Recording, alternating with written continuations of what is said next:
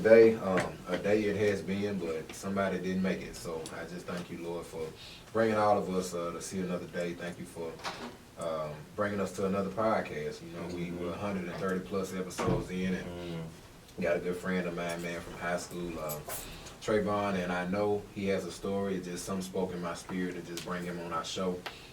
I've watched him from afar, man, and I just appreciate him for naturally being the person that he is, you know, the meek person that he is, the humble person that he is, and I know with being meek and being humble, there is a story behind that, Lord, so I just ask that you speak to him and speak through him, help him be able to tell his story, Lord, or however he may need to tell it, and hopefully he's able to get something off his chest, you know, that there's something he may be dealing with mentally or something that may be bothering him, but above all else, let his story help another black man tell their story. That's our biggest mission with our podcast, is to be able to talk about mental health, make uncomfortable conversations comfortable, and just continue to be all that you would have us to be. So we thank you, Lord, for this day, and let's do it. In Jesus' name I pray, amen. That's right.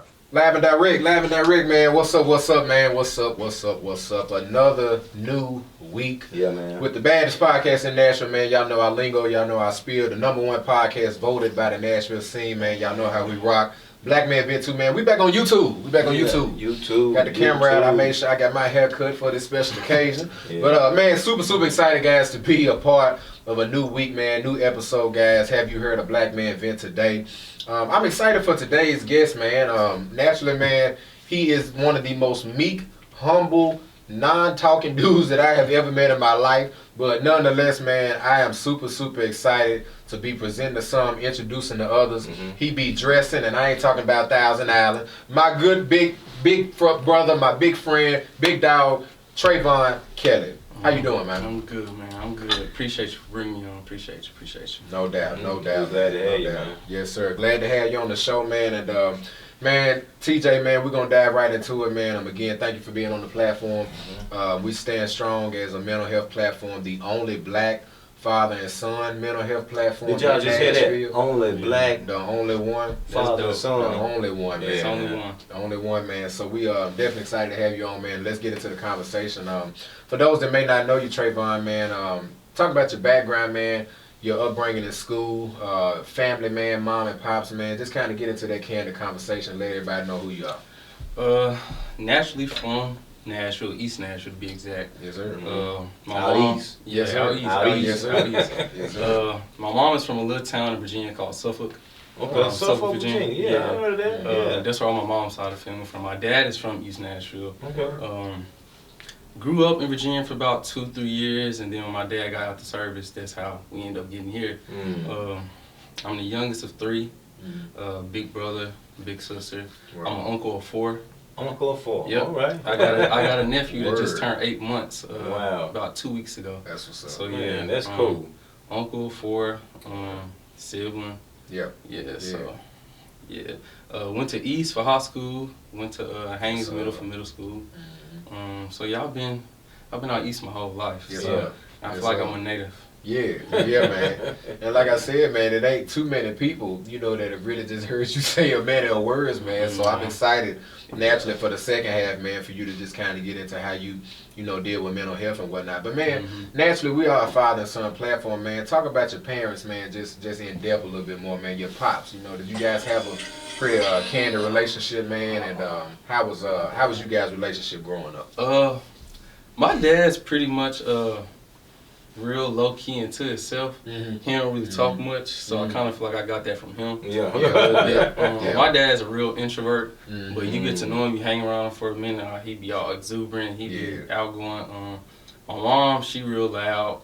Outgoing, That's that balance, man. That's that balance, man. And it's actually like I feel like I pull from both of them because I can have my moments when I could be loud and I can. If I gotta take it there, I'll take it there. But Right. I don't do that all the time. But yeah, I feel like I'm more so like my dad. He real cool, laid back, humble. Don't really talk too much. He sit back and observe. So it's kind of where I got that from. And then just as far as my like how I like keep myself up, like my dress and stuff, I actually got that from my grandpa. Word. Growing up, I used to see my grandpa. fresh. Okay. My grandpa used to have the freshest suits ever. Yeah. Freshest Come on, suits ever. I used to be let's like, do man. it. Like pinstripes, like I whole was like, nine man, I want yards. to look like him. So Yeah. even when I was younger, I used to always want to put on the suit and stuff. Yeah. My favorite holiday was always Easter. That's it. I love to That's put on it. that Easter suit. That's it. So yeah, That's it. that's where I got a lot of my ways and traits and stuff from. No doubt. So his granddad is still with us? No, he's not, unfortunately. My granddad passed back in 2010. Okay. So, Okay. No doubt. unfortunately not, Well, how is it, man? I heard you say the uncle of four. So how's that uncle role playing out, man? It's great, actually. My nieces, they just started to call me Uncle Dad. Uncle Dad. Uncle Dad, yeah. Okay. So, they kind of have a absent father, you know, a little bit every now and then. So, yeah, of course they have me, my brother, and then my dad. We kind of all play that like father figure a little bit. But they call me Uncle Dad. It's not a day to go by that I don't talk to all three of them. That's cool. Ranging from 15, 11, and one is about to be 9 this Friday. So, boys or girls? 3 girls and a boy. 3 girls and a boy. Okay, cool. Cool. So I like to always make sure I'm there for them, especially my oldest niece. With her, you know, stepping into her teenage years and getting her to be a junior in high school come next year. So I try to have to keep her focused and stuff like that. So but it's great. I love being an uncle. I love it. I don't have no kids of my own yet, but I feel like they're my kids. So for sure. I take pride in being an uncle. I love being an uncle. With being an uncle, man, of 4, and just, you know, Trevon, knowing kind of how we were in high school, man, and seeing these kids today, does it put any you know, fear or anxiety? It does, cause like she go to East. Okay. And even just being up there, seeing how East is now compared to what it was back then, Come on now. It's completely different. And I'm gonna be honest, I kind of be a little stressed. I'll be a little worried sometimes. It's just like they so mature now, and they mature real fast, like real fast. And my niece not like that at all, and I want to hold on to her while she's still quiet and nice and calm and stuff like that. While she's innocent still. So I want to hold on to that as long as I can. But you know, I let her grow and do her own thing. But it's definitely different for sure. It's 2 completely different things. It is, man, because you're talking about, again, just how much of this generation is influenced by social media. Not to say that when we was in high school we weren't, but I just feel like it's a little bit more tangible to the wrong type of crowd, if that makes sense. You know what I'm saying? Yeah, I agree. And you have to be careful about this media thing, man, because I can't get into too much in depth about what I know about the media, but I do know you just have to be careful with the media, man. And don't believe everything you see and hear. I don't care if you did see it and hear it. Still don't believe it. Until you fact check and do some research, man. You know what I'm saying? Because they got a way of portraying a picture that's not the real picture. And I'm going to just say, but I can't talk about this for sure. They got a way of portraying us as black men. And we know that ain't true. All the narratives that they put out there about us, we know that's not true. And that's what makes it such a tough task of being a black man in America. They make it tough on us, man, because a lot of stuff we see, and then they, you know, a lot of people don't know about us, and they wanna automatically assume that that's where all of us are. Everybody ain't from what the movie came out back in the day, Boys in the Hood. Everybody ain't from the hood. You know what I'm saying? Some people from upscale situations. You know what I'm saying? But they want to put everybody in that box, man. No, you can't put brothers in a box, man, because brothers are creative. We can do anything any other cultures can do. But if you keep looking at the media, you be like, nah, them dudes, they come up short all the time. No, not really. And it's not even really. Like what you notice is a lot of the other cultures and other races and stuff, we influence them. Come on, man. They get a lot of their work and a lot of their creativity and influence. They get that from us. And it's like we just putting it out there, spewing it out there, and they ain't doing it but picking up on the tape. For real. And it come natural for us. But they got to work at it. They got to work at it. Study us, and then they go imitate it. But that's it. Man. Man. When you talk about, you know, man, your siblings, man, how was it just growing up? You know, you said you was the youngest. I'm the youngest, Well, you spoiled out. Is that the right name? Honestly, I feel like me and all my other two siblings, I feel like we were all spoiled, honestly. Okay. Yeah, I feel like we were all spoiled in a way. My brother played football his whole entire life. Yeah. I played sports. I was in and out of football, and I played basketball. I played just about any and everything. We was always into sports. My dad always kept us into sports and some of my sisters as well. But I feel like we was all spoiled. Yeah. I mean, but also my parents came a long way from before they even had us to where they are now. Yeah. I would tell them all the time, like, I'm proud of them. Like, even they tell me, like, they proud of me. And I tell them, no, I'm proud of y'all. That's what's up. Because I like hearing about their story and how they were brought up and how they ended up becoming who they are to this day. I love hearing about that. So, if you mind sharing it, do you just have a little insight just about that story, man? How they kind of came about? My mom, she had a pretty hard upbringing. My grandparents wasn't really they didn't really have that much money or whatever in Virginia when they were growing up. So I don't know if you're familiar with like an outhouse. Oh yeah, they had an outhouse growing up. Yeah, I don't need to take this hat off. You understand that I know about the outhouse. I wasn't trying to age you. Hey, dude, I ain't saying I'm thank God I'm here. And it was just like even my mom just telling me stories like that. Like like we had an outhouse. Like we was like one of the only people on the street that had an outhouse. And she was telling me like that kind of like they used to feel away about it. They go to school and kids be like tease them and stuff like that. But it was just good to see like hear her tell me that, and then I would have never imagined that because my grandma is such a hard worker. My grandma had worked in education, after when she had gotten on her feet, whatever. My grandpa worked at the Planters peanut factory. Wow. Yeah. So and it's crazy because that was actually on the corner of our neighborhood. Like we always lived in the same neighborhood. Yeah. Wow. So little industrial little town. Man. It was just I would have never imagined that. Like that they didn't really have much growing up and stuff like that. I would never imagine that until my mom had told me. Now my dad's side of the family, my dad, he was straight. My great grandpa was in the civil rights movement. He actually had a lot to do with East getting, desegregated or whatever. Wow, that's great. That's what's up. And my great grandpa, we got a school named after him. The elementary school, I don't know if you heard of it, but out towards like Cambridge, A.Z. Kelley.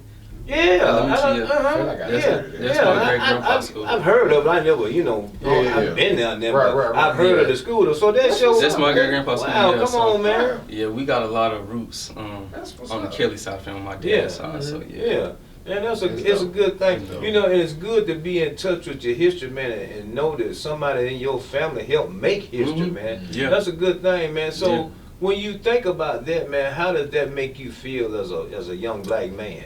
Honestly, now, here lately, probably like the past year or two, I've been using it as my motivation because I feel like I often be asking myself like, what would my grandpa think? What would my great grandpa think? Like, am I doing enough? Am I pushing myself hard enough? Yeah. So I kind of be thinking like that now. I revert back to that like, okay, like he was working hard doing all of this and he made it possible to be where I am today, to coexist in certain rooms that I be in. So it's like I need to at least take what he was doing and continue that legacy, try to do something with it. Yeah. I haven't found the niche exactly what I'm gonna do or where it's gonna lead me, but I know I'm gonna end up somewhere and I'm proud. No doubt. Yeah, man. So, I like the fact that you acknowledge the fact, man, that you're on the shoulders of other men that came before you. And I think sometimes, man, we forget that, man, as brothers, man, and as a culture too, we forget that all the struggles that people had just so we can even sit here and do what we doing. Because it wasn't like we had the freedom to be in spots to do stuff like this, man. You know what I'm saying? But now we got the freedom,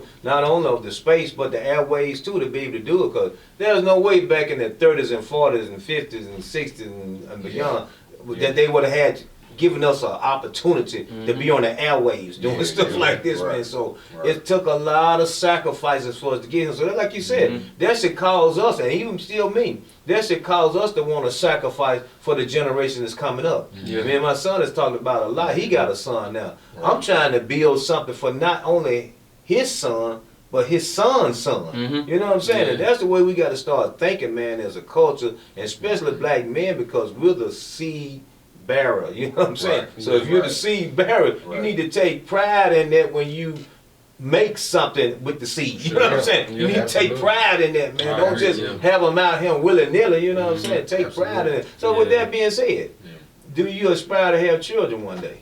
Yeah, I do. I kind of gave myself like a time limit.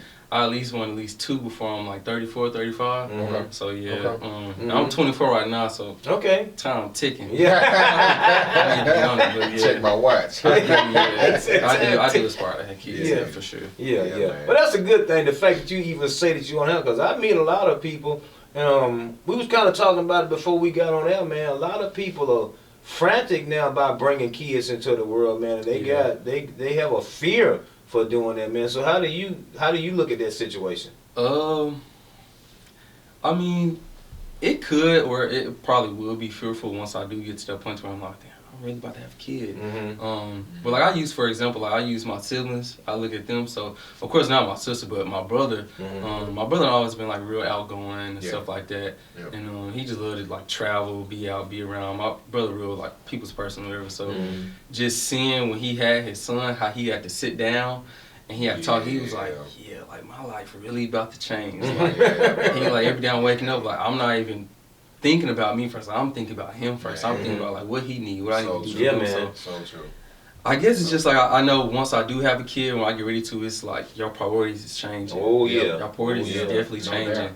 And it's like that kid gonna come first regardless. So yeah. Well, I'm glad you thinking like that already, man. Because again, you know, we got to get out of this thing, man, where we so selfish, man. And even sometimes when people have kids, you know, we just did a series on co-parenting conspiracy, man. And one of the things that we tried to bring out, man, in that series, man, is that it's not about the parents, it's always about the child. The parents got to find a way to get out of their own way so the child can have a good life.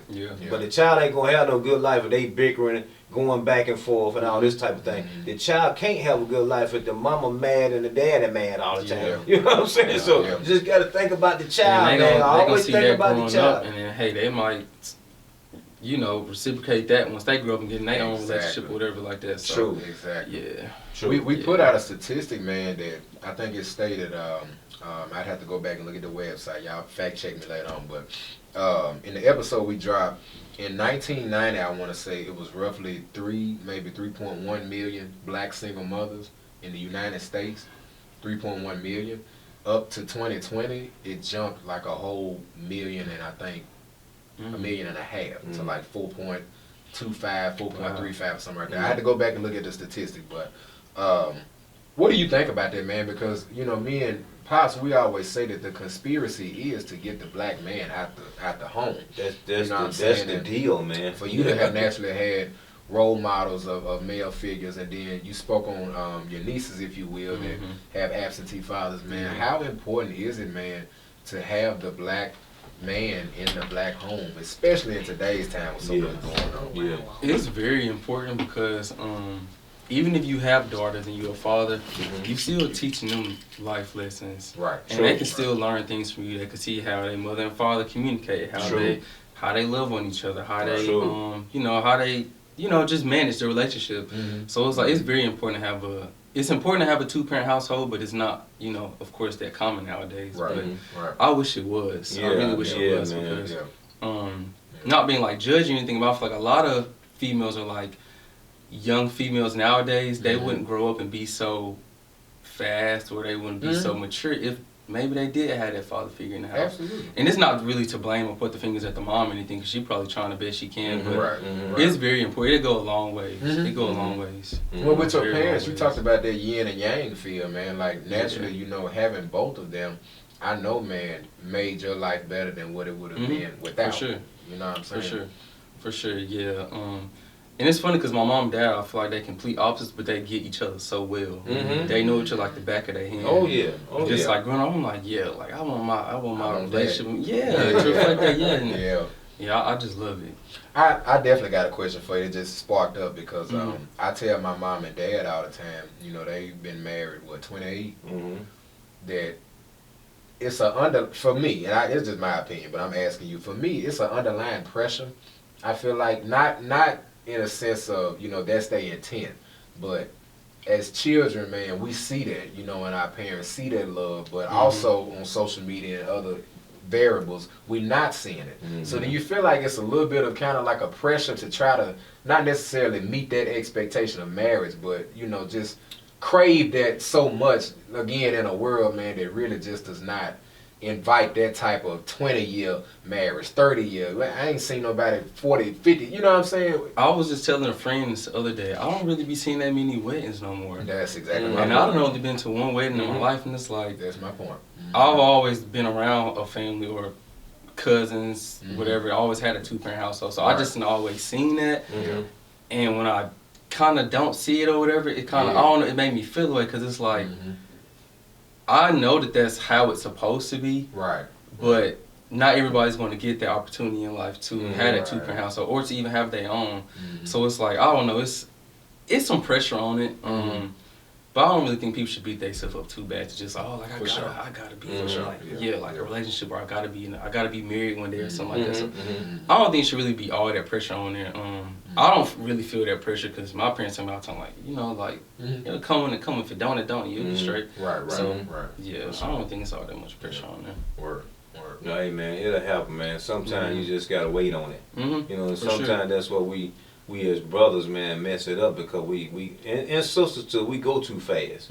We go too fast, man. Sometimes you just gotta wait on it. You know, if you live enough life, man, you'll learn better things come to those who wait. Yeah. So sometimes you just gotta wait on it, man. But with that being said, the mother and the father, man. So how does that? I know you watched it and you feel it. But just speak on the black love thing, because black love is still alive, man. So yeah, it is. It's still alive. Black love. My parents, I mean, I see it all the time.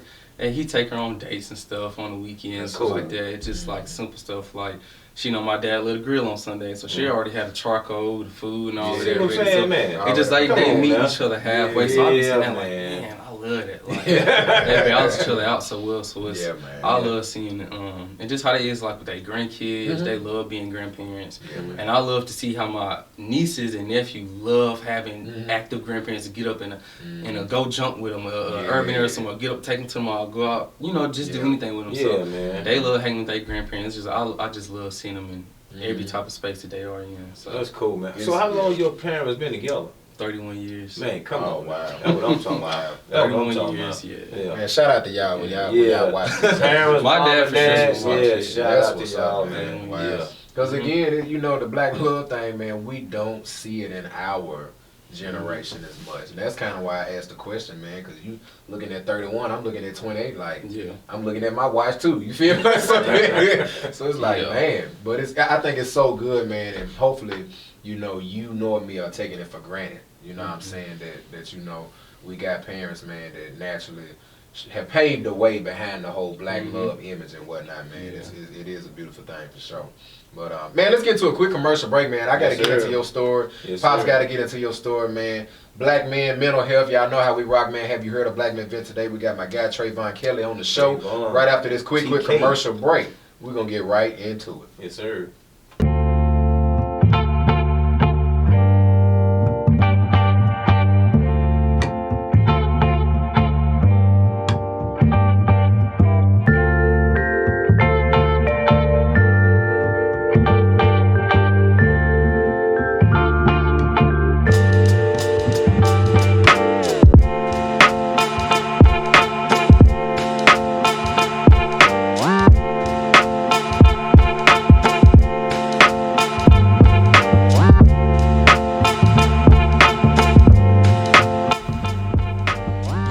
What's up, guys? What's up? Peace to the city and peace to the planet.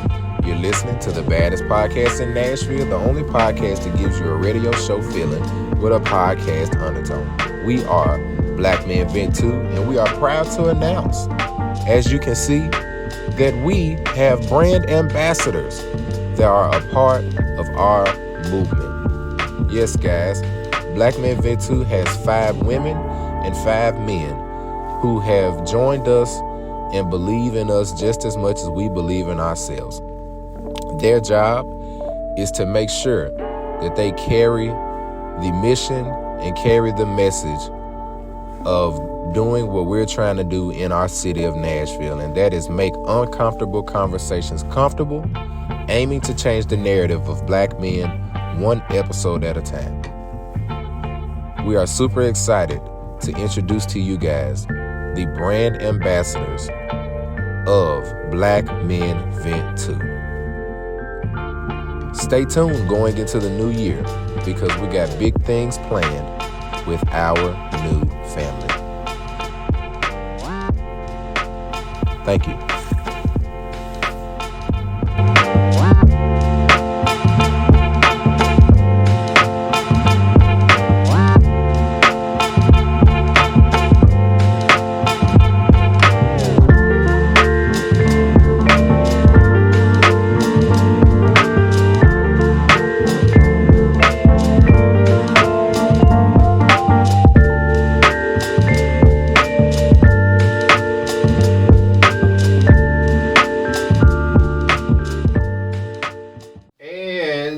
Like that, man. We back. As we always say in the second half of the episode, man, if you're just not joining, something's wrong with you. Get your life together because we got my boy Trevon Kelley, man. He goes by TJ. He may go by TK. You know what I'm saying? But we got my boy Trevon on the show. Man, have you heard of Black Men Vent today, guys? Let's get into it, man. Mental health is what we do, is what we talk about, man. That is our mission. And we have our good friend here to tell his story. Trevon, man, what would you like to vent about today on Black Men Vent 2? So I'd like to talk about a time personally where my mental health was kind of shattered all over the place. Specifically, 2019, my uncle passed away. My uncle passed away the night going into my birthday. And why that hit me so hard is because my uncle had been incarcerated for probably about like 8-9 years of my life, but we were still close even when he was incarcerated. I always went to go see him in visits. I always stayed on the phone. And it was just a lot that played into that. So he got out 2018. And he got out October of 2018. In December, my grandma passed, his mom, my dad and his mom. So that was a lot.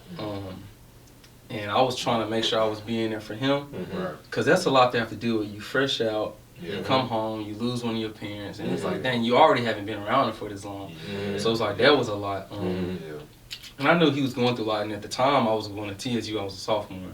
And I had ended up getting an apartment, and I really wanted to get an apartment on my own, really, because I was ready to, grow up or whatever. And I wanted somewhere for my uncle to come and stay and live with me as well. So he just wouldn't be, like, uncomfortable and stuff like that, or just, and also so I could be there to kind of like help him a little bit, so he wouldn't revert back to what got him in there. Exactly. So like that was pretty hard. Something I went through. Fast forward to April of 2019, passed on my birthday, and it was just so hard for me to deal with because my uncle was like my best friend. Like every day as I get home from work, he'd be in there sleep. He'd come out the room like, "Tell me about today. How was your day? Like what bothered you? What's on your mind? Just talk." And just like. I never really had nobody to do that. Like, I'll just be honest. My pops would call me every now and then. I was like, how you been? My uncle did it every night. For sure. I could be getting out of work at 2 in the morning. He gonna still wake up, coming to ask, like, you good? I'm like, I'm straight. And at the time, like, he wasn't working. He was trying to get on his feet, so I didn't have no really problem, like, footing the bills and stuff like that, because I knew, he a stand-up guy. He was gonna eventually get up on his feet and, start making his own. Make a long story short, that was just hard for me to process, like I said, because he was my best friend. And then that happened so fast. I'm like, I only had you with me for a year after you got out, and then that happened. And I had experienced grief before and had went through like death or whatever, like my grandpa. But I was young then, so I didn't really understand death. And I got to learn and understand even more when my uncle passed, because it's like, I always tell myself, you never know when somebody clock is gonna stop running. You never know. And I would have never imagined in a million years my uncle would have been, that would have happened. And it did. So I was in school, I was just trying to figure out a lot of stuff. I was trying to stay focused, I was trying to keep my head on straight. But it was hard. I ended up getting real depressed. Like real depressed. And nobody really had knew. I was staying all the way out in Bellevue. My family was all the way out in East Nashville. So of course they call and I'm straightening up. They call. I'm like, I'm good. I'm straight. And I really wasn't. I wasn't at all. And I started turning to like drinking and stuff like that. And then I was in school. I went to TSU on a 4-ride academic scholarship. And I kind of almost like that slipped from up under me when I was going through that. And it was just like one day. It was probably like April. It probably was like August or September maybe. Something just came to me and I'm like, I gotta wake up I gotta get me together. I gotta get me straight. My advisor had been emailing me like, you failing like basically like all your classes, and I had never been that type of student ever, and I didn't really realize that I was depressed, and I was like, I was in that hole until I had eventually like came to my senses and realized like, nah, like you depressed for sure. And my parents didn't know, they didn't know a thing. Some of my friends would be coming out to my apartment some days knocking. I've been there just like toe up, crying, just like stressed, depressed, and they didn't know a thing. I was kind of afraid to tell people because like, I didn't really know what my friends would think. I'd never been that type of person. I never been that type to my friends, to my family, nobody. So I was just kind of scared to tell people like, nah, like I need some help. Like I need somebody to talk to. I need a shoulder to lean on.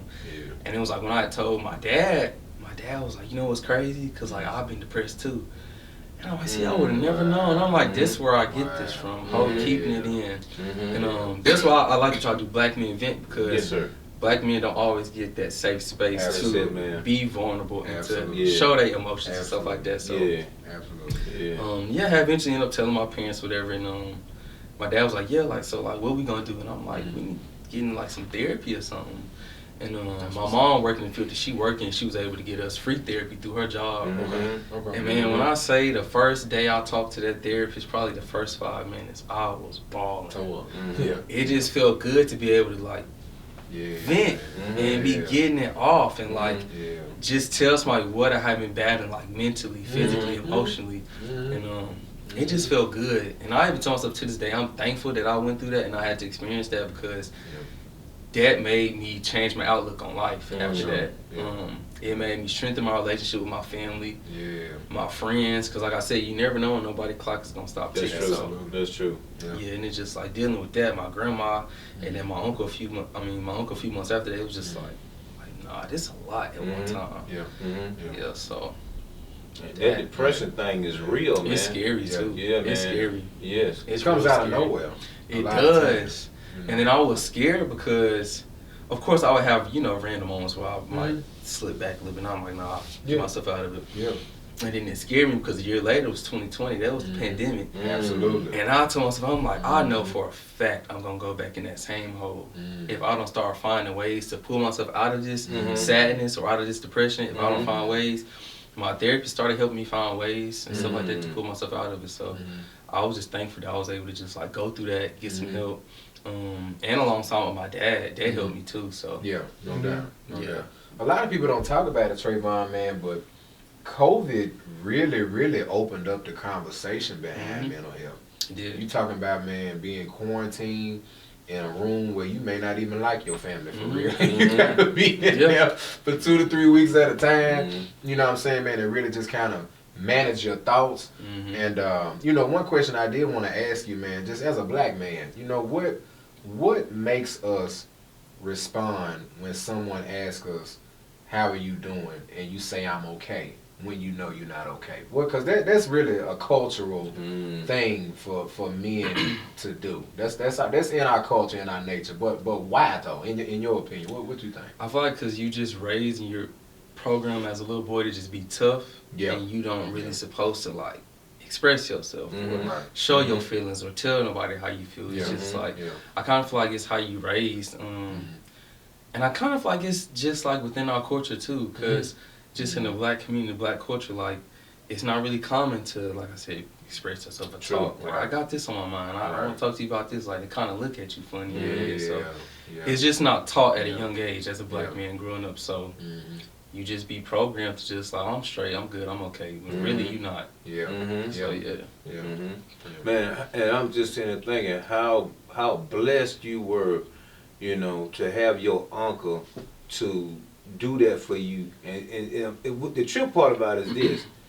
Sometimes we don't act like we need that, but we need that, man. You need an outlet, man, so you could talk, man. It was just so fitting that he knew that that's what you needed. So I wondered, was he getting, when he was locked down, I wondered, did he have somebody that he was able to talk to? Because evidently he knew that that's what men need. Men need to talk. He knew that. You know what I'm saying? Yeah, he had told me he went through like some various classes and like some therapy and stuff like that when he was incarcerated. So yeah, when he got out, I was real thankful for that because I never really noticed, and like I even told my dad, like like Chris, my uncle name was Chris. I'm like Chris, just coming in at night, like just checking on me. I was like, Dad really be meaning a lot to me. Like I had him on my way the next day. Like I'll be good. I'll be ready to tell him about my day before he even get home. Like, I'm trying to call him and stuff. And my dad had told me like, apologize. I'm like, you don't gotta apologize. Like like.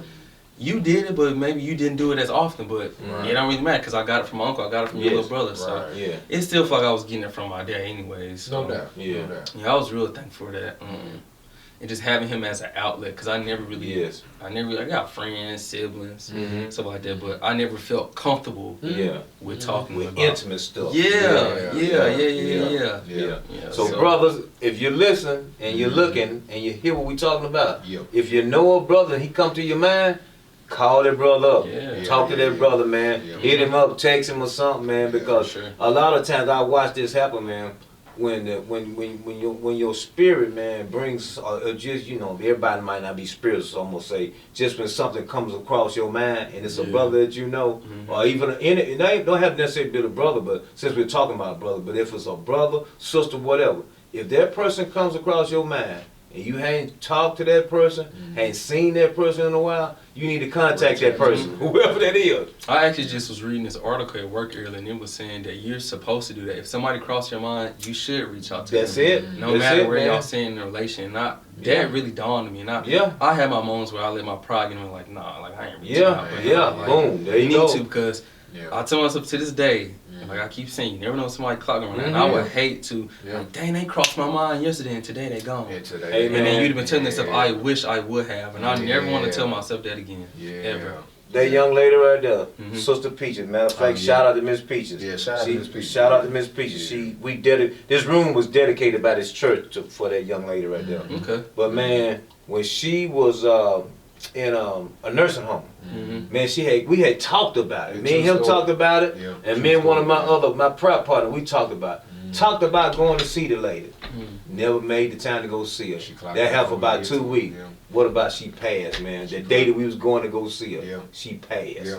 Yeah, dude. So whatever that article was, that's real. That's real deal, man. That's real deal. When that person comes across your mind, and it's not necessary to say, "Oh man, you getting ready to die. I just need to talk to you." Not saying that, but just saying that person might be going through some stuff, and they need to hear from you, just specifically you. You know what I'm saying? You never know that day they crossed your mind and reach out. They probably could have been needing that that phone call, or that text, or that anything. So man. That's a real thing, man. And just like I said, shout out to your uncle, man. God bless his soul, man. But whatever them classes were, wherever he got that from, he knew something that a brother needs to talk, man. And I'm talking about even if you just a sounding board. You don't even have to say that. Sometimes brothers just want to talk, and you ain't even got to say that. You know what I'm saying? Just let him talk, just man. Just a listening ear. Yeah, man. Which again is, with our platform, man, we try to make, again, uncomfortable conversations comfortable. And I think when you grow up, man, we don't do that. You know what I'm saying? We don't do that. If we having an uncomfortable conversation, the first thing that's gonna pop up is somebody emotion. Somebody gonna feel a way. Somebody gonna think a way. You know what I'm saying? And we all, especially family, all have to be respectful of each opinion that is put on the table, but not allow each opinion to emotionally deter us from the love that you have with your family member. Yeah, I like that. You know what I'm saying? That's true. That's currently the path I'm on with my family. And I be to my family all the time, like, I ain't no therapist or nothing, but I try to at least better our relationships. We all got good relationships with each other, but for example, our parents were old school, so like they ain't really into the gist of like sitting down talking, like, all right, we had this disagreement, all right, like it turned to argument, like let's come back from it, let's sit down and talk about it. But I'll try to tell them that now we should be comfortable with having uncomfortable conversations, because the next time you have to have it, it's easy to have it. It's like it becomes natural. And I think that's what it is too in a lot of black families and households. Uncomfortable conversations is not to be had because it's uncomfortable. It's weird. It make everybody feel weird. So it's like, I love having uncomfortable conversations. I love it actually. My brother's like, man, you weird. I'm like, no, I'm not. Like, but he just playing. But he like, And he actually told me last week, he was like, yeah, like him and his girlfriend starting to have like them type of conversations, like stuff that might only come up when you have a little disagreement. Something that happened a few months back. And he like, nah, now like we be sitting down, we be addressing it. It be uncomfortable, like it feel good afterwards. Dude, no doubt. I was waiting till you got through talking, man. But that's right. It feel good when you get that off of you, man. It feels so much better. And when you get it out organically and like respectfully and stuff like that. Right. I don't really like having conversations where it leads to argument because I just get up and walk away. I don't argue. I don't do none of that. But my family be telling me like, like we appreciate you like taking what you get from therapy and like applying it to like your relationship to your family. And that's what you're supposed to do when you go with me. Look, I go to therapy. You know what I'm saying? I ain't got no quarrels to tell. I don't mind telling because at the end of the day, you know, we go to therapy with another family, and we got a family dynamic, and there's another family dealing with the same thing we're dealing with. But when we go, they give their perspective, we give ours, man. Then we listen to the counselor, you know, the professional. We listen to them, and then we just chit chat it up, man. But it just feels good. I told my wife the other day when we came out, I said, you know what? I know that we didn't want to be here, but I'm glad we're here. I'm glad we got to do that, man, because it does take something off of you, man. And you can be a perfectly sane person, but you still need an outlet, man. And that's what I'm finding out. If don't nobody get anything else out of this podcast, get this. One thing, and I guarantee your mom and dad will say the same thing. Communication is key, man, in every relationship, especially a marriage. You can't be holding no stuff back, man. You going to bed and you ain't talking. Something I want to say, but I ain't gonna say it right now. And you go to bed, you tossing and turning all night. Forget all that, man. Talk. You know what I'm saying? Talk it out. I want to get it off. Man. It just lighten the whole situation. It just it's good. Just communication really is key. Yes, it is. Yes. How you were able to deal with grief from your grandmother and you know, your uncle's passing, man. What have you been able to take from that to help another black man deal with it? How have you been able to kind of influence others behind it? Kind of just letting somebody know that went through something similar to me is like time really does heal wounds. It really does, and it's like you can't rush it. You got to go at your own pace. And a lot of times I'll be telling people that might tell me, oh, I've been going through a little depressing phase. So I try to find something that'll get you out of that. Find something in that moment when you feel like you getting sad. Find something that's going to take you out of that, get your mind off of it. Because that's what I had to do, which is really how I got into just like working out and exercise and stuff like that. My dad is really into like cycling, like riding bikes and stuff. So after that, I had told him, like, well, come, like, you know, you feeling down, like, come hop on a bike with me. We started going down like for miles and miles and miles. So and then I carried it on off into the pandemic. I was riding a bike like every day, just getting up, because you couldn't do nothing but sit in the house. How many miles y'all do, man? I ain't gonna lie, they would probably do like a good 8. Man, that's good. That's good. That's good. That's good. That's real good. Especially for you not to be no like professional or nothing. You're just going to get like. My pops went and got like 2 bikes from like the pawn shop. He like, he's about to start riding. Pops like, we ready to get it in. Like Lance Armstrong. One day, like I told him, like, yeah, I'm down. Like we rode through like the Gulch downtown, 12 South, and I look, I'm like, damn, I didn't even realize. Man, like, Pop ride like that, man. I'm like, yeah, come on, man. Right. I'm like, I don't even got the depression or my uncle and nothing on my mind. And stuff like that. So it's like, I mean, to this day, I have random little moments where I think about them. Like, I don't really be getting like down and out no more because I feel like I kind of got over that hump. No doubt. But yeah, when I talk to somebody now that kind of went through something similar that I went to, I just try to like stay focused. It's a bigger picture. Like right now, you might be down, but the other side of that is gonna be beautiful. It's gonna be real good. And like, now I think I'm the happiest I've ever been, honestly. Praise God for that, man. Praise God for that. That's what's up. Man, as we get ready to wrap up, man, again, Trevon, man, I didn't enjoy this, to be honest. I like the insight that you brought, because one thing you said, and I think we all have to do that, you have to find ways to occupy your mind in positive ways when you're dealing with these depressions and anxieties and things of this nature. And if you do go to counseling and you do go to therapy, take what they say and apply it. Don't do like we do in church. We hear the sermon and we walk out and don't do nothing the preacher said. Don't do that. You know what I'm saying? Don't do that. Apply what they're telling you to do, because they're giving you good stuff. You just got to use it. You gotta apply it. Man. Yeah, and it's easy to just sit in that depression and lay in it. Oh, easy. Like how I was for like 4 or 5 months, just laying in it every day. That's a weight. Not even realizing what is going on. Yeah. Man, and you just said it. The longer you wait, the longer you stay in them situations, man, the more stuff is compiled on top. Next thing you know, not only are you depressed, but then you got anxiety, and then you start feeling that victim mentality. You start feeling all that type of stuff, all stemming from something that you didn't deal with while it was floor level. You know what I'm saying? Now it's an apartment. It's a condo. Right. You know what I'm saying? That's why you gotta address it head on. Yeah, like, man. come to you. Yeah, It might be man. hard and uncomfortable, but you'll get through it for sure. Because you did, naturally, you lash out. You know what I'm Yeah. saying? You hate to, I explain, I always use this narrative that you put the Mentos in the Coke bottle, shake it up, man. At some point, you know, that top ain't gonna stay on too long. You know what I'm saying? You keep putting, you know, Mentos in there, anxiety, depression, you know, mood swings. Job just got lost. Girlfriend just broke up with me. And then you asked me how my day is. And then I just snapped. Like, Dave, what you doing? Yeah, where that come from? Yeah, where that come from, man? Yeah, man. Yeah, that do happen. That happens. Nah, Yeah, sure. man. For But sure. as we get ready to wrap up, man, we ask every guest this final closing question, man. It's a brother, man, that has listened to your story, man, and a great story it is, bro. Yes. I appreciate you Yes, for coming on. great story. They heard your story, man. Young brother, man, but he's still thinking about crashing out, TJ. He's thinking about giving up. He's having those suicidal ideations, if you will. If you had 2 or 3 minutes, man, to talk to whoever that young man is, listening to you, man, in this moment, what could you let him know or tell him, man, to motivate him, influence him, man, let him know, bro, your life is worth living, man. If I was able to get through it, you can too. What would you tell that brother, man? It's the other side to it. You're going to come out on a great, beautiful side, like I said before. Just stay focused. And if you have somebody that's close to you or any outlets that you may have or whatever, or an outlet that you could build, a relationship you could build, try to keep that close to you, because those are the people that you really going to fall back on and rely on. And the people that you're going to thank when you come out of that and come from the other side.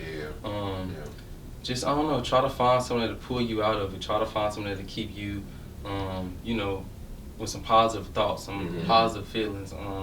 Find stuff to make you happy, you know. And I also tell people, too, you need to go through the motions of crying. And you need to feel those feelings. You got to, because you can't just ignore them. So feel those feelings, understand them, and then see how you can apply it in a better way. Do you need to get some therapy? Do you need to, you know, like talk to somebody? You know, find something, take something from it, you know, and try to steer it in just a positive direction. It's hard for sure, because I had my time, my depression phase, but it's hard for sure. But you'll definitely come out of it for sure. Just stay focused, think positive. That's good. That's good. I like that, man. Good I like episode, that, man. Good Yeah, episode. I like everything you brought to the table, man. Yeah, no Again, doubt. man. Appreciate that. Shout out to your parents, man. Shout Yeah, out to Mom and Pops. Yeah, shout out to the Yeah, what's family, up? man. Yeah. And your daddy, Yeah, man, what's up, he's man? a better dude than me, man. I rode with my son one day, dude. And man, he gonna have a nerve to go through the hood and go all the hills. I'm like, dude, what you doing, man? You know what I'm saying? And I looked up, man, he was gone. I was way back here, man. You know what I'm saying? But we were riding though, but the good thing about it felt good to just do that with your child, man. It's You a know what I'm bond. saying? It's a bond. Yeah, it's a bond, too. right? Yep. Right. Yep. Felt good, That man. bond So, is man, important. shout out to your parents, man. Yeah, no doubt. They've done a great job. No doubt, man. Appreciate you. Another good episode, man. Another good episode of the Black Men Vent podcast. TJ, all of your social media handles. So right now I just got Instagram at TJORTK, TJ or TK. It's just my Instagram right now. I don't have no social media but Instagram. But yeah, They might be doing more good. That might be what's keeping your mental together. No doubt, man. Yeah. Man, we'll make sure to drop TJ's social media handle, man, in the episode description, man. But Man, one more question before we get out, because I know them ladies gonna be seeing this episode. Oh man. What's the love interest, man? Are you single, I'm married? single. I'm single. Uh-oh. I'm single. I'm looking to mingle. Ah, Y'all heard that they single and looking to mingle. Yeah. Let us find out we playing matchmaker on the Black Man. I'm gonna have to spin the block and come here like, yeah, this is where it started. This is where it That's it. Man, if it happens, man, we got it. We'll take a little bit of that. Got to. Man, this been good, man. TJ, I appreciate you, bro. This been good, man. Another good episode, man. Make sure y'all tap in. YouTube, man. Appreciate y'all for joining us. Thank you. Shout out to my girl Jasmine Betts, better known as J Betts Photography. In Nashville, as I always say, if you're not booking with Jazz, what's wrong with you? You booked in the wrong spot. You gotta get that on a shirt, man. But man, shout out to Jazz. To our video platform, make sure y'all tap in with the podcast on Apple Podcasts, Spotify, Amazon Music, iHeartRadio, Deezer, whatever other platforms there are, we on. So make sure y'all tap in, man. Another good episode, man. We're gonna get up out of here. It is what it is. It ain't what it ain't. You can do what you can, and you can't what you can't. Nashville, until next week, it's a wrap. Black man, don't get trapped.